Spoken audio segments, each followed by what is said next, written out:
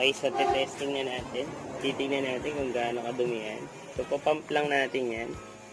Mahigop niya na yung old brake fluid. Ayan. Yun, may mga kalawang-kalawang na nasisip-sip. Ayun. Ang kagandahan nito, hindi ka na mahihirapan. Okay. Ayan. So, ayan. Okay, ayan yung dumi. Isipin niyo yung dumi na yan. Ayan yung cause kung bakit nasisira yung ating ABS.